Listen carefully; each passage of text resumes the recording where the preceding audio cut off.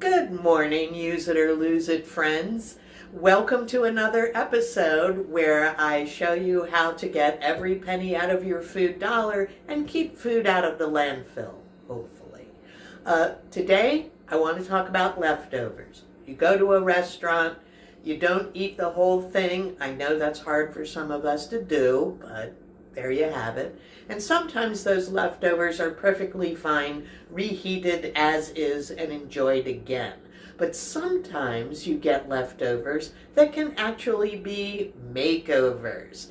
And today I'm going to show you what you can do with those French fries. Me, I have a hard time not eating all of the entire portion at once. And I'm sure a lot of you have that same problem. But I was recently able to control myself. Way too many fries for one sitting after having eaten a nice big hot dog. So sue me. And I'm sure you all experience this. It's really hard to reheat French fries to get that same hot, greasy, crispy kind of flavor from when they first came out of the fryer. If you have an air fryer, I'm guessing it's a lot easier, but I don't happen to have one of those. I have limited space, so an air fryer is not part of my toolkit. So what to do with those leftover French fries? Turn them into hash browns. Yes, hash browns are much easier to make when you have pre-cooked potatoes, and especially potatoes that are already kind of crunchy and crispy. So here you can see where I chopped up the leftover French fries that I had, and I'm going to make my hash browns O'Brien style. So I still had some multicolored peppers to use up that were, kind of wrinkly and stuff. And I also have some chopped onion. And we're going to throw all of that into the pan, starting, of course, with our onions, and then our peppers, and then our potatoes. And we're going to get it all nice and reheated and crisped up and all that good stuff. So I happen to have a cast iron skillet because I think that's the best for making things crispy. And we're going to let that heat up. I'm also going to serve this with an egg because it's breakfast time. So why wouldn't I add an egg when I'm having hash browns? So I'm stopping there. I do have turkey bacon, but I'm going to keep it reasonable. So hang on a second while the pan heats up. Okay, my pan is now nice and hot. I've got some olive oil in there. So I'm going to add my onions and peppers at the same time because they're about the same texture. Oops. Man overboard.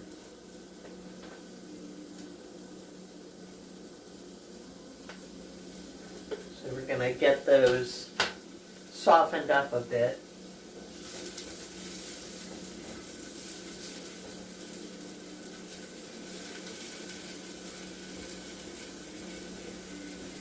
My onions and peppers are diced. So they're all about the same size. Yay, how often does that happen?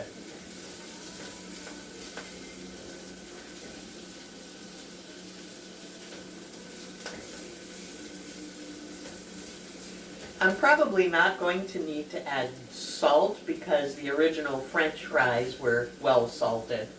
But I can always, like I say, add more at the table.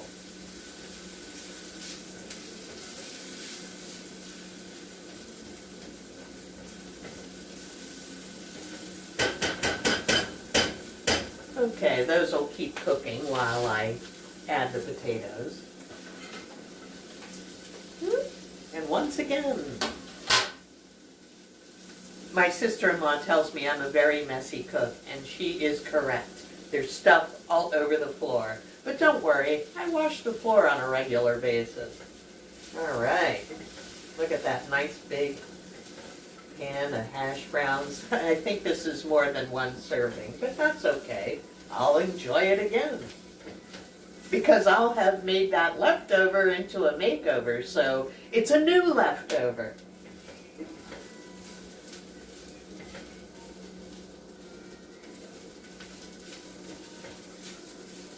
So what we're doing now, in essence, is reheating those French fries and getting them to crisp back up. So I'm just going to make that a nice even layer. I'm going to add pepper.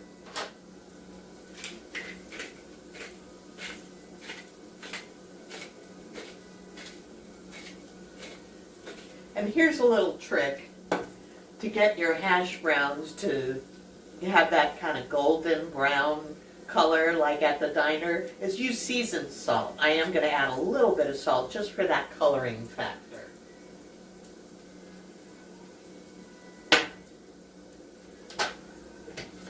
And the hardest part is just waiting because it smells so good.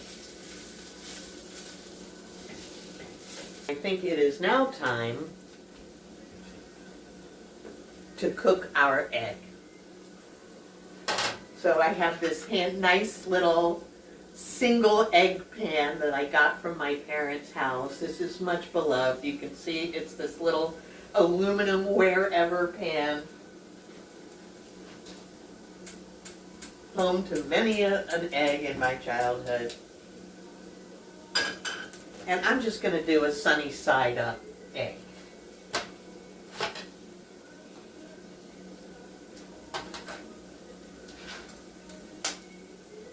When you crack your egg with a nice sharp knife, you get a clean break, and that makes it easy to just drop that old egg in there without getting any eggshells in it. Okay, this is doing nicely.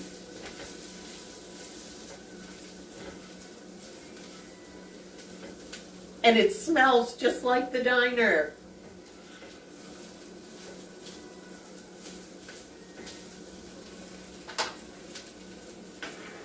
Just piercing the white a bit so that it gets evenly cooked.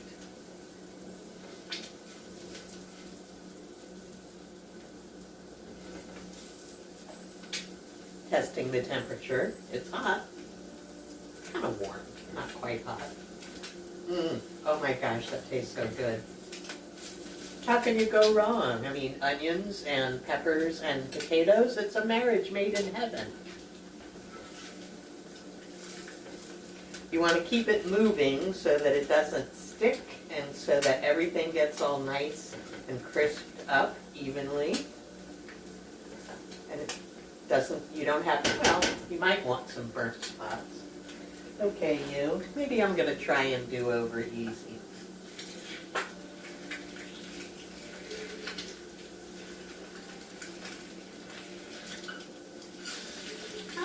Look at that. So we're just about ready to plate this, because I know that's what you all live for. Okay. Oh, yes. Nice and crispy in spots and golden brown. Perfect. So I have this cute little breakfast set that I got. It's like little squirrels, and it's a small plate, so it's perfect for this.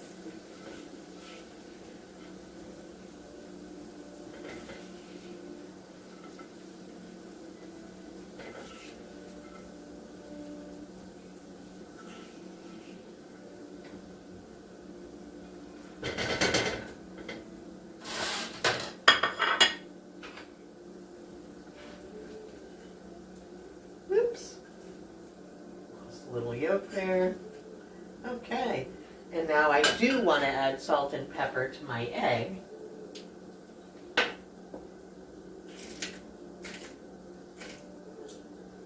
Here it is, nice and plated. My egg and my hash browns. Ooh, look at all that brown crispy goodness. Give it a taste.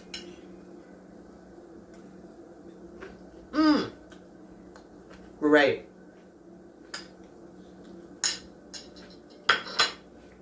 So that's it for today. Remember to be creative with your leftovers, because you can always, well, almost always, turn it into something else. For example, if you brought home the leftover rice from a Chinese restaurant, You can turn that into a rice salad, or you can use it to make fried rice. So there's always a few tricks you can keep up your sleeve to use up those leftovers, keep that food out of the landfill. So that's it for today, and I'll see you next time. Bye!